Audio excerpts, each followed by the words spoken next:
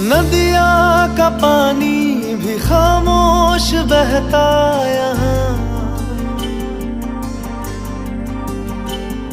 खिली चांदनी में छिपी ला